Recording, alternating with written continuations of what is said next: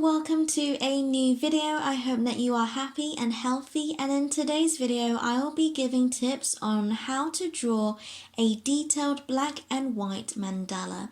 If you are a complete newbie to mandalas, then you can check out my previous videos in my mandala playlist for more beginner step-by-step tips. I will be playing the time-lapse of me drawing a detailed black and white mandala with my step-by-step tips, but to avoid it being too sped up, it will not be exactly in time, but you will be able to see the steps I explain as we go along. Let's get into it. So I start out by marking out the center of my page, and then using a compass I draw out how large I want my circle mandala to be, and since I want this to be more detailed, I add more smaller circles or ring layers within my largest circle using the same point to pivot around. So in total I began drawing out 8 rings minus the center circle, which will be blocked in with black. Then I divide my circle into 15-degree segments using a protractor. Now that I have my grid, I am able to draw in my main shapes within the ring layers. If you feel that during this stage that some of the ring layers are too high, then you can always use your compass to divide the layers.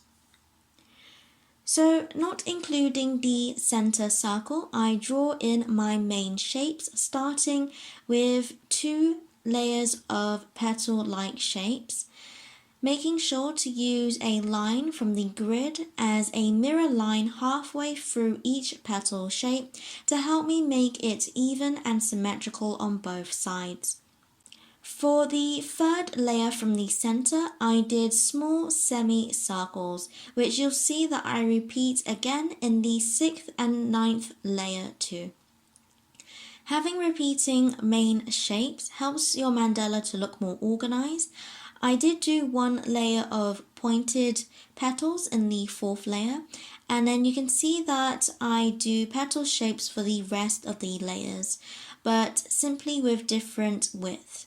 Nothing fancy, but simple. By having a slight variation, you can make a layer different and stand out.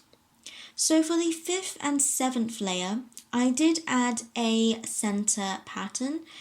This helps to break down the shape in the center, making it easier for me to add more detail and patterns within the shape. Once I had added my main shapes to each layer, then I went over my pencil lines with my 0.5 micron fine liner. You don't want this to be too chunky, as this will take away from the delicate detailed style we are trying to achieve. When lining, you want to make sure that it is a quick drying pen to avoid smudging your lines, and take your time to go over your pencil lines. It does help to rotate your page and do 1 layer at a time so that you have more consistency. However, I do not do it in this video so that it is not a spinning blur in the speeding up process. Once you have finished lining, this is where you can add patterns within your main shapes. I do this with pencil so that if I change my mind, I can simply rub it out while still having my main shape drawn out with pen. For this step, you don't have to add your patterns with pencil throughout every single layer, but you can see that I only have done it within a few segments. Since these are very small lines, these are easier to be more consistent on and requires less guidance. And you can refer to the segment with the pencil lines to remind you which pattern to add for each layer. If you are not confident and would prefer to add pencil for all the patterns throughout the entire mandala, then go for it. It just means that it may take a bit longer, but it could also help you make fewer mistakes and be more consistent as well. If you have a pattern that you don't think you can easily replicate without pencil, then you can do this layer entirely with pencil first, which I did for the 5 fanned out petals in the middle ring layer of this mandala, for example. I again didn't do anything fancy when it came to the patterns within my main shapes, and you can see that I have repeated patterns for different layers. For the semicircle layers, I add a center line and a dot, or just a dot for the outer layer since it was quite small. A simple thing that I like to do is to draw the same shape as the main shape, but simply drawing it smaller within the shape. You can see that I've done that for the first layer from the center and the pointed petal shape as well. Just quickly before I continue, don't forget to like and subscribe. I post weekly watercolor and drawing related videos every Saturday and would love for you to enjoy creating with me and would really appreciate your support. Okay, back to the video. Once I had drawn the smaller shape within my main shape, then I also simply add lines going around the shape. This is an easy way to divide shapes up and add detail. The aim is to fill in each main shape with a pattern so that there is less large areas of white so that it appears more dense and detailed. However, you may want to leave some layers with minimal or no patterns to add contrast to your detailed areas and have these areas filled in with black instead. These areas are also important to make the mandala more defined and easy to read, because if there is too much detail within every layer, it can be difficult to see what is going on, so some contrast helps to show off the detailed areas. The great thing about mandalas is that you can make small adjustments as you go along. So if there are some areas where you are not sure if you want to add patterns within, then you can simply leave it and come back later. Once you have lined what you are happy with and colored in some areas in black, then you can decide if it should be more detailed or not.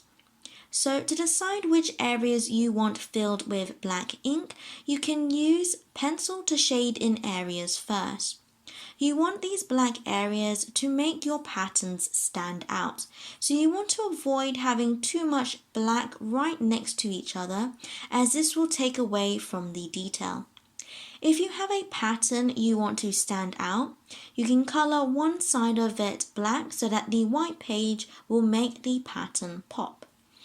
If you are a little unsure how to begin with filling in areas of black, you can always start by filling in the area outside of your main shape. This will help to divide your layers to make them more defined with each other and is a good place to start. You can see that I have done this with the first few layers near the center and near the outer layer. So once you are happy with marking out some or all of your areas in black, then you can line your patterns and start filling in areas with black ink. You will notice that I am not using my micron pens to fill in areas of black, as I think it would be quite wasteful and will make my pens run out really quickly. So instead I am using this Chinese calligraphy ink, which is super saturated. Then I paint with a thin brush.